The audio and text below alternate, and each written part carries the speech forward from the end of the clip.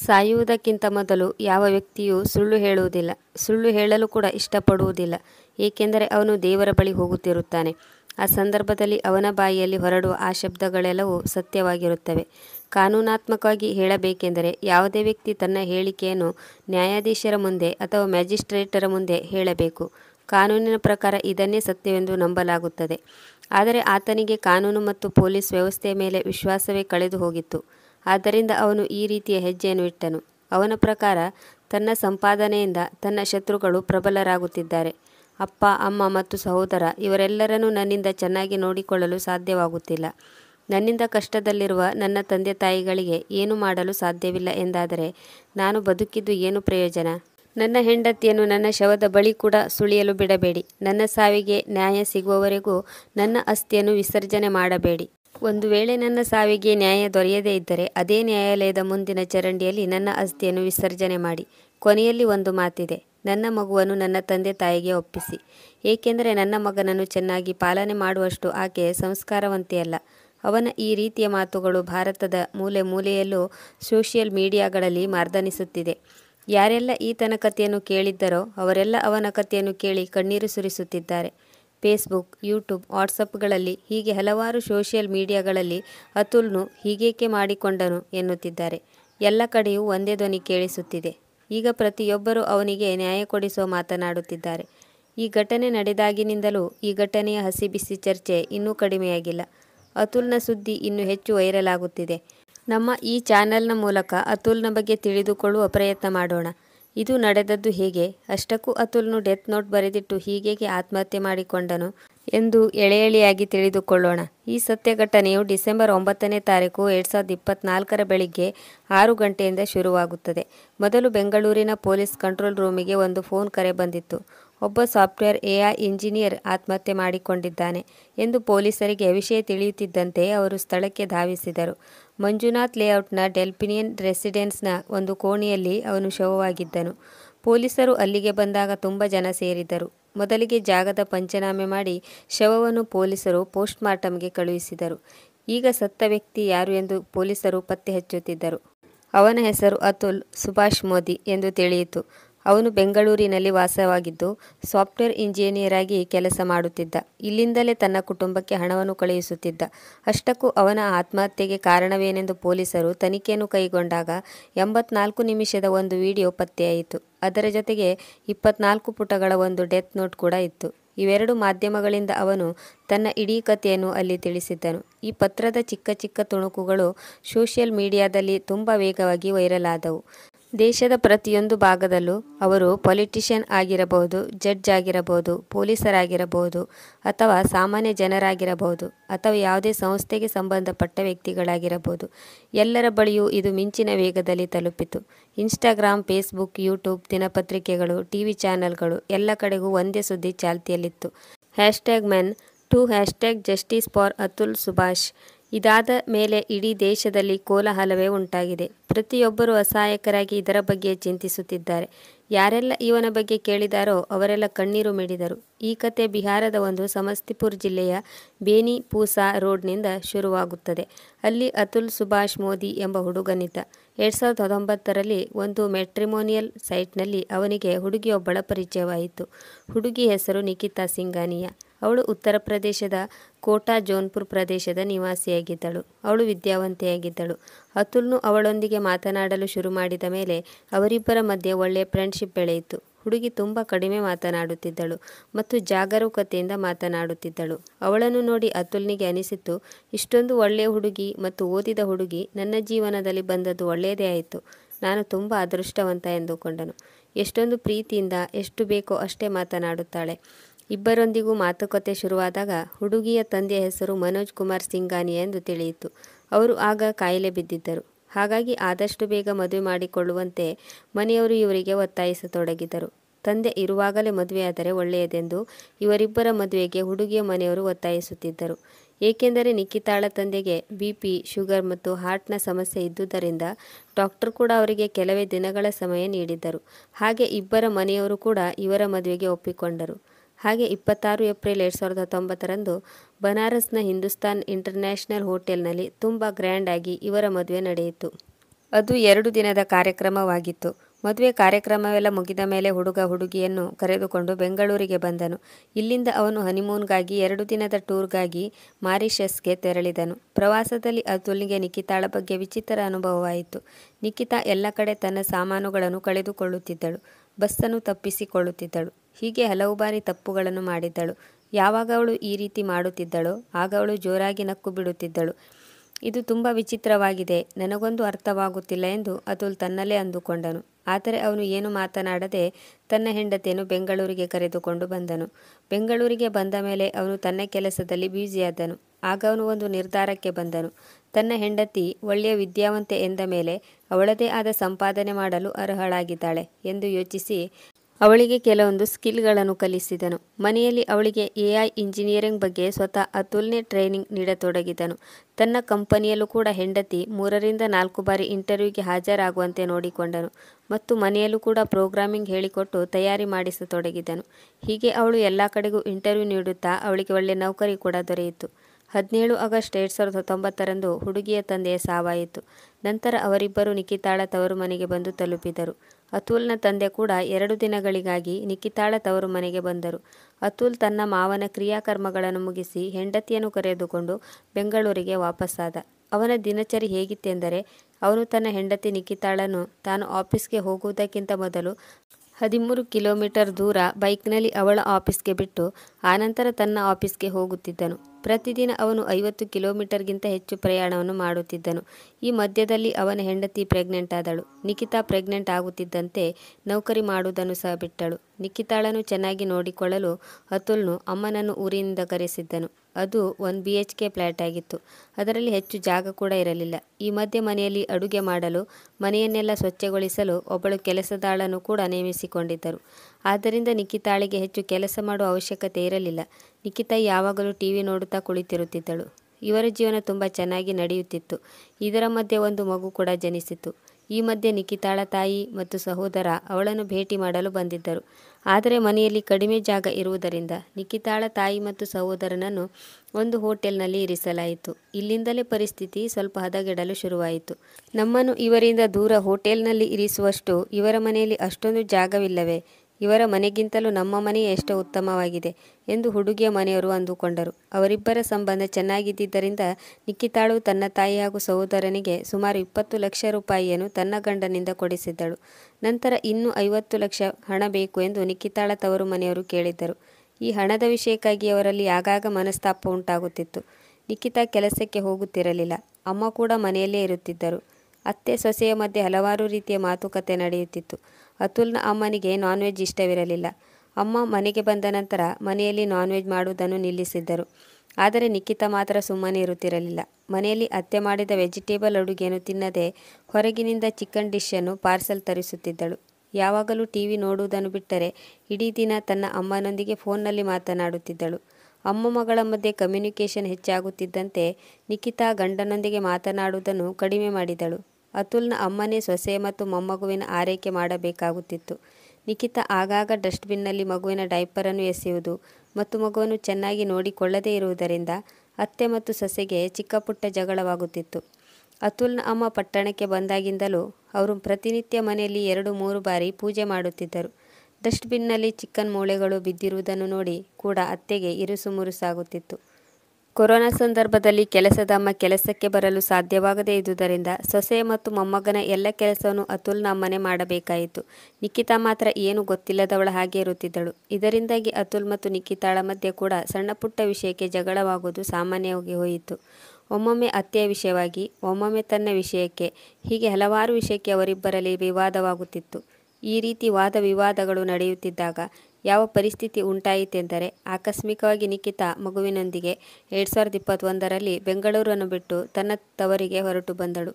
ಮಗು ಹುಟ್ಟಿದ ಮೇಲಾದರೂ ನಿಖಿತಾ ಸರಿಯಾಗಿ ಇರಬೇಕಾಗಿತ್ತು. ನಿಖಿತಾಳ ನಾನ್ ವೆಜ್ ಕೂಡ ಅವರ ಸಂಸಾರದಲ್ಲಿ ಜಗಳ ನಡೆಯಲು ಒಂದು ಕಾರಣವಾಯಿತು. ನಿಖಿತಾ ತನ್ನ ಗಂಡನನ್ನು ಬಿಟ್ಟು ತವರು ಮನೆಗೆ ಹೋದಳು. ಅಲ್ಲಿಗೆ ಹೋದ ಮೇಲೆ 24 ಏಪ್ರಿಲ್ 2022ರಂದು ಜಾನ್ಪುರದ ಕೋಟಾದ ಪೊಲೀಸ್ ಸ್ಟೇಷನ್ಗೆ ಹೋದಳು ಮತ್ತು ಅಲ್ಲಿ ಒಂದು ಕೊಲೆಯ ಕೇಸ್ನ ಮೊಕದ್ದಮೆಯನ್ನು ಅತುಲ್ನ ಮೇಲೆ ಹೂಡಿದಳು. ಇದರ ಜೊತೆಗೆ ವರದಕ್ಷಿಣೆ ಆರೋಪದ ಮೇಲೆ ಕೇಸನ್ನು ದಾಖಲಿಸಿದ್ದಳು. ಅತುಲ್ ತನ್ನ 84 ನಿಮಿಷದ ವಿಡಿಯೋದಲ್ಲಿ ಹೀಗೆ ಹೇಳಿಕೊಂಡಿದ್ದಾನೆ. ಹಲೋ ಗೈಸ್, ನನ್ನ ಹೆಸರು ಅತುಲ್ ಸುಭಾಷ್. ನನಗೆ 34 ವರ್ಷ ವಯಸ್ಸು. ನಾನು ಬೆಂಗಳೂರಿನಲ್ಲಿ ವಾಸವಿದ್ದೇನೆ. ನಾನು ಆತ್ಮಹತ್ಯೆಗೆ ಶರಣಾಗುತ್ತಿದ್ದೇನೆ. ಇದಕ್ಕೆ 5 ಜನ ಕಾರಣ. ಮೊದಲಿಗೆ ಮುನ್ಸಿಪಲ್ ಫ್ಯಾಮಿಲಿ ಕೋರ್ಟ್ ಜಡ್ಜ್ ಜೋನ್ಪುರದ ರೀತಾ ಕೌಶಿಕ್. ನನ್ನ ಹೆಂಡತಿ ನಿಖಿತಾ ಸಿಂಘಾನಿಯಾ. ಅವಳು ಎಕ್ಸ್ಚೇಂಜರ್ ಸಾಫ್ಟ್ವೇರ್ ಕಂಪನಿಯಲ್ಲಿ AI ಇಂಜಿನಿಯರ್ ಆಗಿ ಕೆಲಸ ಮಾಡುತ್ತಿದ್ದಾಳೆ. ಮೂರನೆಯದಾಗಿ ನನ್ನ ಅತ್ತೆ ನಿಶಾ ಸಿಂಘಾನಿಯಾ. ಅವಳು ಜೋನ್ಪುರದಲ್ಲಿ ವಾಸವಿದ್ದಾಳೆ. ನಾಲ್ಕನೆಯದಾಗಿ ನನ್ನ ಭಾವಮೈದ ಅನುರಾಗ್ ಸಿಂಘಾನಿಯಾ ಮತ್ತು 5ನೇಯವರು ಸುಶೀಲ್ ಸಿಂಘಾನಿಯಾ. ಇವರು ನನ್ನ ಹೆಂಡತಿಯ ಅಂಕಲ್. ಇಂದು ನಾನು ನಿಮಗೆಲ್ಲರಿಗೂ ಒಂದು ವಿಷಯವನ್ನು ಹೇಳುತ್ತೇನೆ. ನನ್ನ ಮೇಲೆ, ನನ್ನ ವಯಸ್ಸಾದ ತಂದೆ ತಾಯಿಯ ಮೇಲೆ, ನನ್ನ ಸಹೋದರನ ಮೇಲೆ ಯಾವ ರೀತಿಯ ಸುಳ್ಳು ಕೇಸ್ಗಳನ್ನು ಹಾಕಲಾಗಿದೆ ಎನ್ನುವುದರ ಬಗ್ಗೆ ನಿಮ್ಮಲ್ಲಿ ಹೇಳಿಕೊಳ್ಳುತ್ತಿದ್ದೇನೆ. ನಮಗೆ ಹೇಗೆ ಮೋಸ ಮಾಡಲಾಗಿದೆ, ನಮ್ಮಿಂದ ಹೇಗೆ ಹಣವನ್ನು ವಸೂಲಿ ಮಾಡುತ್ತಿದ್ದಾರೆ, ನಮ್ಮಿಂದ ಇನ್ನೂ ಹೆಚ್ಚು ಹಣ ಕೀಳಲು ಪ್ರಯತ್ನಿಸುತ್ತಿದ್ದಾರೆ. ನಾನು ಈ ರೀತಿ ಆತ್ಮಹತ್ಯೆ ಮಾಡಿಕೊಳ್ಳುವಂತೆ ನನಗೆ ಇವರೆಲ್ಲರೂ ಡೈರೆಕ್ಟಾಗಿ ಪ್ರಚೋದನೆ ನೀಡಿದ್ದಾರೆ. ಇವರೆಲ್ಲರೂ ನನ್ನನ್ನು ಎಂಥ ಸ್ಥಿತಿಗೆ ತಂದೊಡ್ಡಿದ್ದಾರೆಂದರೆ ನನ್ನನ್ನು ಮುಗಿಸಿಕೊಳ್ಳುವುದೇ ಸರಿ ಎಂಬ ನಿರ್ಧಾರಕ್ಕೆ ನಾನು ಬಂದಿದ್ದೇನೆ. ಇದೊಂದು ಹಣದ ಆಟವಾಗಿದ್ದು ಮತ್ತು ಇದು ಎಷ್ಟು ದೊಡ್ಡ ಮೊತ್ತದ ಆಟವೆಂದು, ಈ ಹಣದ ದಂಧೆ ಯಾವ ರೀತಿ ನಡೆಯುತ್ತಿದೆ ಎಂದು ಈಗ ನಿಮ್ಮ ಮುಂದೆ ಎಳೆ ಎಳೆಯಾಗಿ ಬಿಚ್ಚಿಡುತ್ತಿದ್ದೇನೆ. ಇದರಲ್ಲಿ ಪ್ರತಿಯೊಬ್ಬರ ರೋಲ್ ಏನೇನು ಎನ್ನುವುದನ್ನು ಕೂಡ ತಿಳಿಸಿಕೊಡುತ್ತೇನೆ. ನಂತರ ಕೊನೆಯಲ್ಲಿ ನನ್ನ ಆಸೆ ಏನು ಎಂದು ಕೂಡ ಈ ವಿಡಿಯೋದಲ್ಲಿ ಹೇಳುತ್ತೇನೆ. ಈ ವಿಡಿಯೋವನ್ನು ನೋಡಿದ ನಂತರ ಇಂದು ಒಬ್ಬಳು ಹುಡುಗಿ ನಮ್ಮ ಭಾರತದ ಕಾನೂನು ವ್ಯವಸ್ಥೆಯನ್ನು ಬಳಸಿಕೊಂಡು ಹೇಗೆ ಯಾವುದೇ ಗಂಡಸರನ್ನು ಮತ್ತು ಆತನ ಪರಿವಾರವನ್ನು ಹಾಳು ಮಾಡಬಹುದು ಮತ್ತು ಹೇಗೆ ಈ ಕಾನೂನು ವ್ಯವಸ್ಥೆಯು ಗಂಡಸರಿಗೆ ಮೃತ್ಯುಕೂಪವಾಗಿದೆ, ಹೇಗೆ ಅತ್ಯಂತ ಭ್ರಷ್ಟವಾಗಿದೆ ಮತ್ತು ನನ್ನ ಕಥೆಯನ್ನು ಕೇಳಿದ ಮೇಲೆ ಇಂತಹ ಕಾನೂನು ವ್ಯವಸ್ಥೆಯ ಮೇಲೆ ನಂಬಿಕೆ ಇಡಬೇಕೇ ಬೇಡವೇ ಎಂದು ನೀವು ಕೂಡ ಯೋಚಿಸಿ ಅಸಹಾಯಕರಾಗಬಹುದು. ಹೇಳಬೇಕೆಂದರೆ ಈ ಕೇಸ್ನ ವಿಷಯವಾಗಿ 120 ಬಾರಿ ನನಗೆ ಕೋರ್ಟ್ಗೆ ಹಾಜರಾಗಲು ಕೋರ್ಟ್ನಿಂದ ಡೇಟ್ಗಳನ್ನು ನೀಡಲಾಗಿದೆ. ಇದರಲ್ಲಿ ನಾನು 40 ಬಾರಿ ಬೆಂಗಳೂರಿನಿಂದ ಜೋನ್ಪುರಕ್ಕೆ ಕೋರ್ಟ್ಗಾಗಿ ಅಲೆದಾಡಿದ್ದೇನೆ. ಇದನ್ನು ಬಿಟ್ಟು ನನ್ನ ಅಪ್ಪ ಅಮ್ಮ ಮತ್ತು ಸಹೋದರರು ಕೂಡ ಕೋರ್ಟ್ಗೆ ಅಲೆದಾಡುತ್ತಿದ್ದಾರೆ. ಕೊಟ್ಟ ಡೇಟ್ನಲ್ಲಿ ಕೋರ್ಟ್ ಅಟೆಂಡ್ ಆಗಲು ನನಗೆ ಕನಿಷ್ಠವೆಂದರೂ 2 ದಿನಗಳ ಕಾಲಾವಕಾಶ ಬೇಕಾಗುತ್ತಿತ್ತು. ವರ್ಷದಲ್ಲಿ ನನಗೆ ಕೇವಲ 23 ರಜಾ ದಿನಗಳು ಇವೆ. ಯಾರಿಗಾದರೂ ವರ್ಷದಲ್ಲಿ ಈ ರೀತಿ ರಜಾ ಮಾಡಿ ಕೋರ್ಟಿಗೆ ಅಲೆದಾಡುವುದೆಂದರೆ ಅದನ್ನು ನೀವೇ ಊಹಿಸಿ. ಹೆಚ್ಚಿನ ಈ ಕೇಸ್ಗಳಲ್ಲಿ ಅವರು ಕೊಟ್ಟ ಡೇಟ್ಗಳಲ್ಲಿ ಕೋರ್ಟ್ ನಡೆಯುವುದಕ್ಕಿಂತ ಹೆಚ್ಚಾಗಿ ಮುಂದೂಡುವುದೇ ಹೆಚ್ಚಾಗಿರುತ್ತದೆ.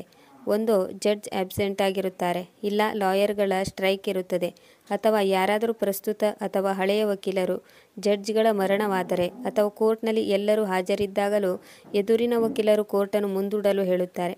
ಸುಲಭವಾಗಿ ಕೋರ್ಟ್ನ ಕಾರ್ಯಕಲಾಪಗಳನ್ನು ಮುಂದೂಡಲಾಗುತ್ತದೆ. ಅಂದರೆ ನಾವು ಕೋರ್ಟ್ಗೆ ಹೋಗಿ ನಮ್ಮ ಹಣ ಖರ್ಚು ಮಾಡಬೇಕು ಮತ್ತು ಸಮಯ ಹಾಳು ಮಾಡಬೇಕು. ಅದಾದ ಮೇಲೂ ಕೋರ್ಟ್ ಹೆಚ್ಚಿನ ಬಾರಿ ಮುಂದೂಡಲ್ಪಟ್ಟಿರುತ್ತದೆ. ನಾವು ಮತ್ತೆ ಮರಳಿ ಬರಬೇಕಾಗುತ್ತದೆ. ಈಗ ನಾನು ನನ್ನ ಮೇಲೆ ಯಾವ ಕೇಸ್ ಹಾಕಿದ್ದಾರೆ ಎನ್ನುವುದನ್ನು ಹೇಳುತ್ತೇನೆ. ನನ್ನ ಪತ್ನಿ ಸುಮಾರು 9 ಕೇಸ್ಗಳನ್ನು ನನ್ನ ಮೇಲೆ ಹಾಕಿದ್ದಾಳೆ. 6 ಮಾಮೂಲಿ ಕೋರ್ಟ್ನಲ್ಲಿದ್ದರೆ ಉಳಿದ 3 ಕೇಸ್ಗಳನ್ನು ಹೈಕೋರ್ಟ್ನಲ್ಲಿ ಫೈಲ್ ಮಾಡಿದ್ದಾಳೆ. ಮೊದಲನೇ FIRನ ಬಗ್ಗೆ ಹೇಳಬೇಕೆಂದರೆ ನನ್ನ ಪತ್ನಿ ನನ್ನ ಮೇಲೆ, ನನ್ನ ತಂದೆ ತಾಯಿ ಹಾಗೂ ಸಹೋದರನ ಮೇಲೆ ಮರ್ಡರ್ ಕೇಸ್ IPC ಸೆಕ್ಷನ್ 302ರ ಅಡಿಯಲ್ಲಿ ದಾಖಲಿಸಿದ್ದಾಳೆ. ಎರಡನೇ case IPC section 377 unnatural sex ಬಗ್ಗೆ ಕೇಸ್ ಫೈಲ್ ಮಾಡಿದ್ದಾಳೆ. IPC ಸೆಕ್ಷನ್ 498A 323/406 504 506 ಇವೆಲ್ಲವೂ IPC ಸೆಕ್ಷನ್ಗಳಾಗಿವೆ. ಇದೆಲ್ಲದಕ್ಕೂ ಕಾರಣ ಹಣ. ಮೊದಮೊದಲು ನನ್ನ ಭಾವಮೈದ ಹಣ ಕೇಳಿದಾಗ 20 ಲಕ್ಷ ರೂಪಾಯಿಗಳವರೆಗೆ ಹಣ ನೀಡಿದೆ. ಮೊದಲಿಗೆ 3 ಲಕ್ಷ, 9 ಲಕ್ಷ, 4 ಲಕ್ಷ ಹೀಗೆ ಅವರಿಗೆ ಹಣ ನೀಡುತ್ತಾ ಸಾಗಿದೆ. ನನ್ನ ಮೊಬೈಲ್ನಲ್ಲಿ ಅವರಿಗೆ ಹಣ ಟ್ರಾನ್ಸ್ಫರ್ ಮಾಡಿದ ಎಲ್ಲ ದಾಖಲೆಗಳಿವೆ. ಆನಂತರವೂ ಅವರು ಮತ್ತೆ ಮನೆ ಖರೀದಿಗಾಗಿ 50 ಲಕ್ಷ ರೂಪಾಯಿಗಳ ಬೇಡಿಕೆ ಇಟ್ಟರು. ನಾನು ಕೈ ಚೆಲ್ಲಿದಾಗ ನನ್ನ ಹೆಂಡತಿಯನ್ನು ಜಗಳದ ನೆಪದಲ್ಲಿ ತವರು ಮನೆಗೆ ಕರೆಸಿಕೊಂಡು ಅವಳಿಂದ ಸುಳ್ಳು ಕೇಸ್ ದಾಖಲು ಮಾಡಲು ಶುರು ಮಾಡಿದರು. 2022ರಲ್ಲಿ ನಮ್ಮ ಮೇಲೆ ಈ ರೀತಿ ಕೇಸ್ ದಾಖಲಿಸಿದ್ದಾರೆ. ನಮ್ಮ ಕಾನೂನಿನ ವ್ಯವಸ್ಥೆಯಲ್ಲಿ ಯಾರು ಯಾವಾಗ ಬೇಕಾದರೂ ಕೇಸ್ ಮಾಡಬಹುದು ಮತ್ತು ಹಿಂತೆಗೆದುಕೊಳ್ಳಬಹುದು. ಸೆಕ್ಷನ್ 302ರ ಬಗ್ಗೆ ಮಾತನಾಡಬೇಕೆಂದರೆ ನಾವೆಲ್ಲ ನನ್ನ ಸ್ವರ್ಗಸ್ಥ ಮಾವನವರಲ್ಲಿ 10 ಲಕ್ಷ ರೂಪಾಯಿಗಾಗಿ ವರದಕ್ಷಿಣೆ ಕಿರುಕುಳ ನೀಡಿದ್ದೇವೆ. ಅದೇ ನೋವಲ್ಲಿ ಅವರು 2019ರಲ್ಲಿ ಸಾವನ್ನಪ್ಪಿದ್ದಾರೆ ಎಂದು ನಮ್ಮ ಮೇಲೆ ಕೊಲೆಯ ಆರೋಪ ಮಾಡಲಾಗಿದೆ. ಆ 10 ಲಕ್ಷ ರೂಪಾಯಿಗಳಿಗಾಗಿ ನಾನು ನನ್ನ ಹೆಂಡತಿ ಮತ್ತು ಮಗುವನ್ನು ಬಿಟ್ಟಿದ್ದೇನೆ ಎಂದು ಆರೋಪಿಸಲಾಗಿದೆ. ನನ್ನ ಹೆಂಡತಿ ಕೋರ್ಟ್ಗೆ ನನ್ನ ಪತಿಯ ಸಂಬಳ ಮೊದಲು 40 ಲಕ್ಷ ರೂಪಾಯಿ ಎಂದು, ಆನಂತರ 80 ಲಕ್ಷ ರೂಪಾಯಿ ಎಂದು ಮಾಹಿತಿ ನೀಡಿದ್ದಾಳೆ. ನನ್ನ ಹೆಂಡತಿ ನನ್ನ ಮೇಲೆ ಇನ್ನೊಂದು ಕೇಸ್ ಮಾಡಿದ್ದಾಳೆ. CRPC 125 ನನ್ನ ತಂದೆ ದೀರ್ಘ ಅನಾರೋಗ್ಯ ಪೀಡಿತರಾಗಿ ಸಾವನ್ನಪ್ಪಲು ನಾವೇ ಕಾರಣ ಎಂದು 2023ರಲ್ಲಿ ಮತ್ತೊಂದು ಕೇಸ್ ಹಾಕಿದ್ದಳು. ವಾಸ್ತವದಲ್ಲಿ ಅವರಿಗೆ ಹಾರ್ಟ್ ಪ್ರಾಬ್ಲಮ್, BP, ಡಯಾಬಿಟಿಸ್ ಕಾಯಿಲೆ ಇದ್ದುದರಿಂದ ಅವರು ತುಂಬ ದಿನಗಳವರೆಗೆ ಕಾಯಿಲೆ ಬಿದ್ದಿದ್ದರು. ಅವರ ಔಷಧಿ ನಡೆಯುತ್ತಿತ್ತು. ಡಾಕ್ಟರ್ ಅವರಿಗೆ ಅತಿ ಕಡಿಮೆ ಸಮಯ ನೀಡಿದ್ದರು. ಹೀಗಾಗಿಯೇ ನಮ್ಮ ಮದುವೆ ಕೂಡ ಅವರ ತಂದೆ ಕಾಯಿಲೆ ಬಿದ್ದಿದ್ದಾರೆ ಎಂದು ಅರ್ಜೆಂಟಾಗಿ ನಡೆದು ಹೋಗಿತ್ತು. ಮದುವೆಯಾದ ಸ್ವಲ್ಪ ದಿನಗಳಲ್ಲಿ ಆಗಸ್ಟ್ 2019ರಲ್ಲಿ ಅವರ ಸಾವಾಯಿತು. ಆದರೆ 2022ಕ್ಕೆ ನನ್ನ ಮೇಲೆ ಮತ್ತು ನನ್ನ ಪರಿವಾರದ ಮೇಲೆ ಮಾವನ ಕೊಲೆಯ ಕೇಸ್ ದಾಖಲಾಯಿತು. ಏಕೆಂದರೆ 2021ರವರೆಗೂ ನನ್ನ ಪತ್ನಿ ನನ್ನ ಜೊತೆಗಿದ್ದಳು. ನನ್ನನ್ನು ಬಿಟ್ಟು ಹೋದ ಸುಮಾರು 8 ತಿಂಗಳು ನಂತರ ಅವಳು ನನ್ನ ಮೇಲೆ ಈ ಕೇಸ್ ದಾಖಲಿಸಿದಳು. 377 ಅನ್ಯಾಚುರಲ್ ಸೆಕ್ಸ್ ಬಗ್ಗೆ ಹೇಳಬೇಕೆಂದರೆ ನಾನು ಯಾವ ಅನ್ಯಾಚುರಲ್ ಸೆಕ್ಸ್ ಮಾಡಿದ್ದೇನೆಂದು ನನಗೆ ಗೊತ್ತಿಲ್ಲ. ನನಗೆ ಒಬ್ಬ ಮಗನಿದ್ದಾನೆ. ನಮ್ಮಲ್ಲಿ ನ್ಯಾಚುರಲ್ ಸೆಕ್ಸ್ ಕೂಡ ಸರಿಯಾಗಿ ನಡೆಯುತ್ತಿರಲಿಲ್ಲ. ಇದಾದ ಮೇಲೆ ಸೆಕ್ಷನ್ 498 ವರದಕ್ಷಿಣೆ ಕಿರುಕುಳ ಕೇಸ್ನಲ್ಲಿ ಇದುವರೆಗೆ ಎಷ್ಟು ಜನ ಪ್ರಾಣ ಕಳೆದುಕೊಂಡಿದ್ದಾರೋ ಗೊತ್ತಿಲ್ಲ. ಮತ್ತೊಂದು ಕೇಸ್ ಅವಳ ಜೀವನಾಂಶಕ್ಕಾಗಿ IPC ಸೆಕ್ಷನ್ 125. ಈ ಕೇಸ್ನಲ್ಲಿ ನನ್ನ ಪತ್ನಿ ತನ್ನ ಪ್ರತಿ ತಿಂಗಳ ಜೀವನಾಂಶಕ್ಕಾಗಿ 2 ಲಕ್ಷ ರೂಪಾಯಿಯನ್ನು ಬೇಡಿಕೆ ಇಟ್ಟಿದ್ದಳು. 1 ಲಕ್ಷ ರೂಪಾಯಿ ನನ್ನ ಮಗನ ಪೋಷಣೆಗಾಗಿ, 1 ಲಕ್ಷ ರೂಪಾಯಿ ತನ್ನ ಪೋಷಣೆಗಾಗಿ ಬೇಡಿಕೆ ಇಟ್ಟಿದ್ದಳು. ಮೂರನೇ ಕೇಸ್ ಸೆಕ್ಷನ್ 13ರ ಅಡಿಯಲ್ಲಿ ಹಿಂದೂ ಮ್ಯಾರೇಜ್ ಆ್ಯಕ್ಟ್ ಅಡಿ ಮತ್ತೊಂದು ಕೇಸನ್ನು ದಾಖಲಿಸಿ 6 ತಿಂಗಳ ನಂತರ ವಿಚಾರಣೆಗೆ ಬಂದಾಗ ನನ್ನ ಹೆಂಡತಿಯು ನನ್ನ ವಕೀಲರು ಈ ರೀತಿ ಕೇಸ್ ಮಾಡಿದ್ದು ನನಗೆ ಗೊತ್ತೇ ಇಲ್ಲ ಎಂದು ಹೇಳಿ ಮರಳಿ ಪಡೆದಳು. ನನ್ನ ಹೆಂಡತಿ BTech MBA ಪದವೀಧರೆ. ಎಲ್ಲ ಕೇಸ್ಗಳಲ್ಲೂ ಅವಳ ಸೈನ್ ಸರಿಯಾಗಿ ನಮೂದಾಗಿತ್ತು. ಈ ಮಧ್ಯೆ ನಾವು ನನ್ನ ಮಗನನ್ನು ನೋಡಬೇಕೆಂದು ಇಚ್ಛೆ ವ್ಯಕ್ತಪಡಿಸಿದಾಗ ಅದಕ್ಕೆ ಅವರಿಂದ ಯಾವುದೇ ರೆಸ್ಪಾನ್ಸ್ ಬರಲಿಲ್ಲ. ನನ್ನ ಮಗನನ್ನು ನೋಡಲು ಕೂಡ ನಿಖಿತಾ 30 ಲಕ್ಷ ರೂಪಾಯಿಗಳ ಡಿಮ್ಯಾಂಡ್ ಇಟ್ಟಿದ್ದಳು. ಆನಂತರ ನನ್ನ ಹೆಂಡತಿ ಕೇಸನ್ನು ಮರಳಿ ಪಡೆದರೂ ಕೂಡ ಜಡ್ಜ್ 2024ರವರೆಗೂ ಆ ಕೇಸ್ಗಳನ್ನು ಹಿಂದಕ್ಕೆ ಪಡೆಯಲು ಅವಕಾಶ ನೀಡದೆ ಮುಂದುವರಿಸಿದರು. ಕೋರ್ಟ್ಗೆ ಹೋಗಿ ಬಂದು ಮಾಡುವುದು ಮತ್ತು ನನ್ನ ವಕೀಲರಿಗೆ ಕೊಡುವುದಕ್ಕೆ ನನ್ನ ಹಣ ಖರ್ಚಾಯಿತೇ ಹೊರತು ಕೋರ್ಟ್ನಲ್ಲಿ ಯಾವುದೇ ತೀರ್ಮಾನ ಆಗಲಿಲ್ಲ. ಪ್ರತಿ ಬಾರಿ ನಾನು ಕೋರ್ಟಿಗೆ ಹೋದಾಗಲೂ ಹೆಚ್ಚಾಗಿ ನನ್ನ ಪತ್ನಿ ಹಾಗೂ ಅವರ ವಕೀಲರು ಅಬ್ಸೆಂಟ್ ಆಗಿರುತ್ತಿದ್ದರು. ಸೆಕ್ಷನ್ 12ರ ಅನ್ವಯ ಡೊಮೆಸ್ಟಿಕ್ ವೈಲೆನ್ಸ್ ಕೇಸ್ನಲ್ಲಿ ಕೇವಲ ಕೇಸ್ ಮಾಡಿ ನನ್ನ ಪತ್ನಿ ಸುಮ್ಮನಿದ್ದಳು. 2 ವರ್ಷಗಳವರೆಗೂ ಅಂದರೆ 2022ರಿಂದ 2024ರವರೆಗೂ ಅವಳು ಕೋರ್ಟ್ಗೆ ಹಾಜರಾಗಲಿಲ್ಲ. 2024ರಲ್ಲಿ ಇವಳು ಹಾಜರಾಗದೇ ಇರುವ ಕಾರಣ ಕೇಸ್ ವಜಾವಾದಾಗ ಮತ್ತೆ ಅದೇ ವೈಲೆನ್ಸ್ ಕೇಸನ್ನು ಪುನಃ 2024ರಲ್ಲಿ ನನ್ನ ಪತ್ನಿ ನನ್ನ ವಿರುದ್ಧ ಫೈಲ್ ಮಾಡಿದಳು. ಮತ್ತು ಈ ಹಿಂದೆ ತೆಗೆದುಕೊಂಡಿದ್ದ ಕೇಸನ್ನು ಕೂಡ 6ನೇ ಕೇಸಾಗಿ ಮುಂದುವರಿಸಿದಳು. ಎಲ್ಲವನ್ನೂ ಫಾಸ್ಟಾಗಿ ಅತಿ ಶೀಘ್ರದಲ್ಲಿ ತನಿಖೆ ಮಾಡಬೇಕೆಂದು 7ನೇ ಕೇಸನ್ನು ಕೂಡ ದಾಖಲಿಸಿದಳು. ಈ ಬಾರಿ ನಾನು ತಿಂಗಳಿಗೊಮ್ಮೆ ಬೆಂಗಳೂರಿನಿಂದ ಜೋನ್ಪುರಕ್ಕೆ ಹೋಗುವುದರ ಬದಲು ಇಡೀ ತಿಂಗಳು ಪರ್ಯಂತ 2 ದಿನಕ್ಕೊಮ್ಮೆ, ವಾರಕ್ಕೊಮ್ಮೆ, 4 ದಿನಗಳಿಗೊಮ್ಮೆ, 15 ದಿನಗಳಿಗೊಮ್ಮೆ ಕೋರ್ಟ್ ಕೇಸ್ ನಡೆಯುವಂತೆ ನಿಖಿತಾ ಟೀಮ್ ನೋಡಿಕೊಂಡಿತ್ತು. ನಾನು ಉಪಾಯವಿಲ್ಲದೆ ತಿಂಗಳುಗಟ್ಟಲೆ ರಜಾ ಮಾಡಿ ಕೋರ್ಟ್ಗೆ ಹೋಗಬೇಕಾದ ಅವಶ್ಯಕತೆ ಬಂದೊದಗಿತ್ತು. ಈ ರೀತಿ ಒಂದೊಂದು ಕೇಸ್ಗಳನ್ನು ಅಟೆಂಡ್ ಮಾಡಬೇಕಾಗಿ ಬಂತು. ನಾನು ಬೆಂಗಳೂರಿನಿಂದ ನನ್ನ ಊರಿಗೆ ಹೋಗಿ ಬರಲು ತೊಂದರೆ ಆಗುವಂತೆ ಆ ರೀತಿ ಕೋರ್ಟ್ ಡೇಟ್ಗಳನ್ನು ನೀಡತೊಡಗಿದರು. ಆನಂತರ 8ನೇ ಕೇಸಾಗಿ ವರದಕ್ಷಿಣೆ ಕಿರುಕುಳದ ಆರೋಪದ ಮೇರೆಗೆ ಸೆಕ್ಷನ್ 498(a) ಅನ್ನು ಪುನಃ ಹೈಕೋರ್ಟ್ನಲ್ಲಿ ದಾಖಲಿಸಲಾಯಿತು. ಹೈಕೋರ್ಟ್ನಲ್ಲೂ ಕೂಡ ಈ ಕೇಸನ್ನು 1 ವರ್ಷದ ಒಳಗಾಗಿ ಮುಗಿಸಬೇಕೆಂದು ನಿರ್ದೇಶನ ನೀಡಲಾಯಿತು. ಒಂದಾದ ಮೇಲೆ ಒಂದರಂತೆ ನನಗೆ ಕೇಸುಗಳನ್ನು ವ್ಯವಸ್ಥಿತವಾಗಿ ನೀಡತೊಡಗಿದರು. ಇದು ಕಾನೂನಿನ ದುರ್ಬಳಕೆಯಲ್ಲದೆ ಮತ್ತೇನು.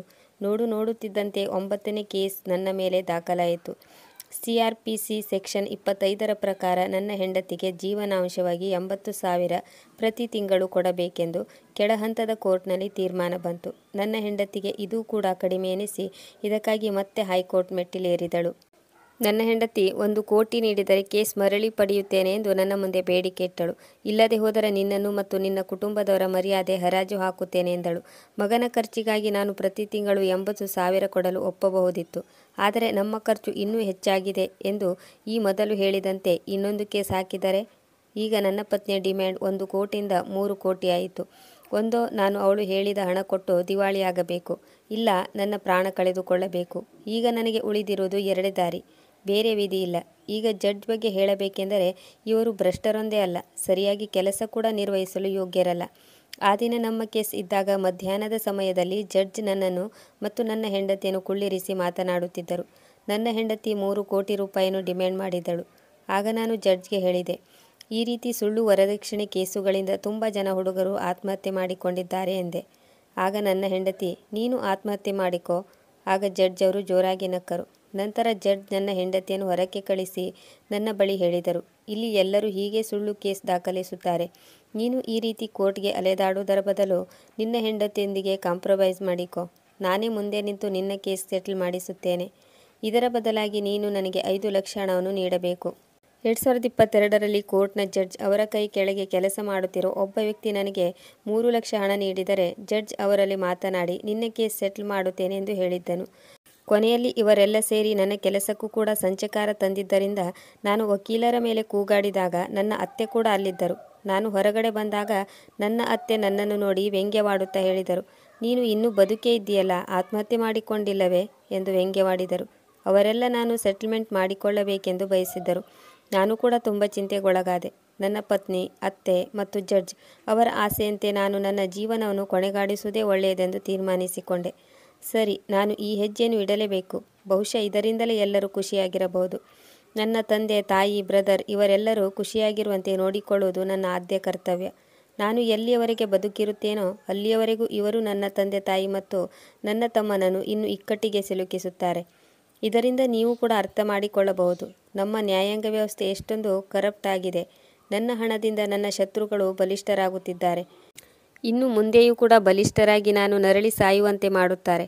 ಹಾಗೂ ನನ್ನ ಮತ್ತು ನನ್ನ ಪರಿವಾರದ ಮೇಲೆ ಇನ್ನೂ ಹೆಚ್ಚಿನ ಹರಾಸ್ಮೆಂಟ್ ಕೇಸ್ಗಳು ದಾಖಲಾಗುತ್ತವೆ.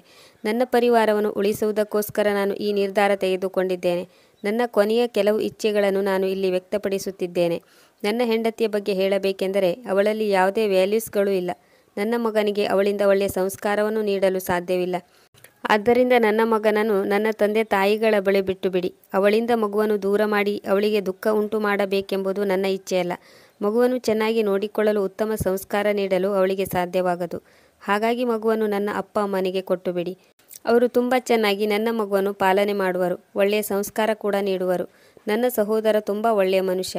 ಅವನು ಕೂಡ ನನ್ನ ಮಗನನ್ನು ಸಾಕುತ್ತಾನೆ. ನಾನು ನನ್ನ ಅಪ್ಪ ಅಮ್ಮ ಮತ್ತು ಸಹೋದರನಲ್ಲಿ ಒಂದು ವಿನಂತಿ ಮಾಡಿಕೊಳ್ಳುತ್ತಿದ್ದೇನೆ. ಕ್ಯಾಮರಾ ಸಹಾಯವಿಲ್ಲದೆ ಪಬ್ಲಿಕ್ ಪ್ಲೇಸ್ ಬಿಟ್ಟು ಬೇರೆ ಎಲ್ಲೂ ನನ್ನ ಪತ್ನಿ ಹಾಗೂ ಅವಳ ಸಂಬಂಧಿಕರನ್ನು ಭೇಟಿಯಾಗಲು ಅಥವಾ ಸೆಟಲ್ ಮಾಡಿಕೊಳ್ಳಲು ಹೋಗಬೇಡಿ. ಇದರ ಬಗ್ಗೆ ಆದಷ್ಟು ಗಮನ ಕೊಡಿ. ನಿಮ್ಮ ಮೇಲೆ ಕೂಡ ಹಲವಾರು ಕೇಸ್ಗಳನ್ನು ಹಾಕುವ ಸಂಭವವಿರುತ್ತದೆ. ಎರಡನೇದಾಗಿ, ನನ್ನ ಶವದ ಬಳಿ ನನ್ನ ಪತ್ನಿಯಾಗಲಿ ಅವಳ ಸಂಬಂಧಿಕರಾಗಲಿ ಯಾರೂ ಸುಳಿಯಬಾರದು. ನನಗೆ ಮೋಸ ಮಾಡಿದವರಿಗೆ ಎಲ್ಲಿಯವರೆಗೆ ಶಿಕ್ಷೆ ಆಗುವುದಿಲ್ಲವೋ ಅಲ್ಲಿಯವರೆಗೆ ನನ್ನ ಅಸ್ಥಿಯನ್ನು ವಿಸರ್ಜನೆ ಮಾಡಬಾರದು. ಒಂದು ವೇಳೆ ನನಗೆ ನ್ಯಾಯ ಸಿಗದೆ ಹೋದರೆ ಆ ಕೋರ್ಟ್ನ ಹೊರಗಡೆಯ ಗಟಾರದಲ್ಲಿ ನನ್ನ ಅಸ್ಥಿಯನ್ನು ವಿಸರ್ಜಿಸಬೇಕು. ಇದರಿಂದಲಾದರೂ ಈ ದೇಶದಲ್ಲಿ ಒಂದು ಜೀವದ ಬೆಲೆ ಏನು ಎನ್ನುವುದು ಕೂಡ ಗೊತ್ತಾಗಲಿ. ನಾನು ನ್ಯಾಯಾಂಗ ವ್ಯವಸ್ಥೆಯಲ್ಲಿ ಬೇಡಿಕೊಳ್ಳುವುದೇನೆಂದರೆ ನನ್ನ ತಂದೆ ತಾಯಿಗಳು ಮತ್ತು ಸಹೋದರನ ಮೇಲೆ ಯಾವುದೇ ಹರಾಸ್ಮೆಂಟ್ ಕೇಸ್ ದಾಖಲು ಮಾಡಬೇಡಿ. ಪ್ರಸ್ತುತ ಇರುವ ಜಡ್ಜ್ ಅವರ ಮೇಲೆ ನ್ಯಾಯಾಂಗ ತನಿಖೆಯನ್ನು ಕೈಗೊಳ್ಳಬೇಕು. ಅವರು ಲಕ್ಷ ಹಣವನ್ನು ಸಂಪಾದನೆ ಮಾಡುತ್ತಿದ್ದಾರೆ.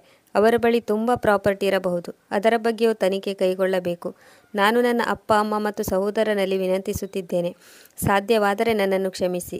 ನಿಮ್ಮನ್ನು ಸರಿಯಾಗಿ ನೋಡಿಕೊಳ್ಳಲು ನನ್ನಿಂದ ಸಾಧ್ಯವಾಗಲಿಲ್ಲ. ನನ್ನ ಮಗನಿಗಾಗಿ ಒಂದು ಬಾಕ್ಸ್ ಮತ್ತು ಲಕೋಟೆಯನ್ನು ಇಟ್ಟಿದ್ದೇನೆ. ಅದನ್ನು ಅವನಿಗೆ 18 ವರ್ಷ ತುಂಬಿದ ಮೇಲೆ ತಲುಪಿಸಿ. ನನ್ನ ಬೇರೆಲ್ಲ ಆಫೀಸ್ನ ಕಾರ್ಯಗಳನ್ನು ಮುಗಿಸಿದ್ದೇನೆ. ಅಪ್ಪ ಅಮ್ಮ, ನಿಮ್ಮನ್ನು ನೀವು ಚೆನ್ನಾಗಿ ನೋಡಿಕೊಳ್ಳಿ. ತುಂಬ ದುಃಖವಾಗುತ್ತಿದೆ. ಬಾಯ್. ಇದಾದ ಮೇಲೆ ಪತ್ರಕರ್ತರ ಒಂದು ಗುಂಪು ನಿಖಿತಾಳ ಮನೆಯ ಕಡೆಗೆ ಅವಳನ್ನು ಮಾತನಾಡಿಸಿ ಸತ್ಯಾಸತ್ಯತೆಯನ್ನು ಅರಿಯಲು ತೆರಳಿತು. ಇದು ಡಿಸೆಂಬರ್ 11ನೇ ತಾರೀಕಿಗೆ ನಡೆದ ಘಟನೆ. ಮೀಡಿಯಾದವರು ಮನೆಯ ಡೋರ್ ಬೆಲ್ ಬಾರಿಸಿದರು. ಅವರನ್ನು ಕೂಗಿ ಕರೆದರೂ ಯಾರೂ ಅಲ್ಲಿ ರೆಸ್ಪಾನ್ಸ್ ಮಾಡಲಿಲ್ಲ. ಯಾವಾಗ ಪತ್ರಕರ್ತರು ವಿಡಿಯೋ ಶೂಟ್ ಮಾಡಲು ಶುರು ಮಾಡಿದರೋ ಅತುಲ್ನ ಅತ್ತೆ ಮತ್ತು ಅತುಲ್ನ ಭಾವ ಮೈದುನ ಇಬ್ಬರು ಬಾಲ್ಕನಿಯಿಂದ ಹೊರಬಂದು ಪತ್ರಕರ್ತರಿಗೆ ಹಿಗ್ಗಾಮುಗ್ಗಾ ಬೈದರು. ಈ ರೀತಿಯ ವಿಡಿಯೋವನ್ನು ಮಾಡಲು ಯಾರು ನಿಮಗೆ ಪರ್ಮಿಷನ್ ನೀಡಿದರು? ನೀವು ಈ ರೀತಿ ಮಾಡಿದರೆ ಇದರ ಪರಿಣಾಮ ನೆಟ್ಟಗಿರುವುದಿಲ್ಲ ಎಂದು ಪತ್ರಕರ್ತರಿಗೆ ಧಮಕಿ ಹಾಕಲು ಶುರು ಮಾಡಿದರು.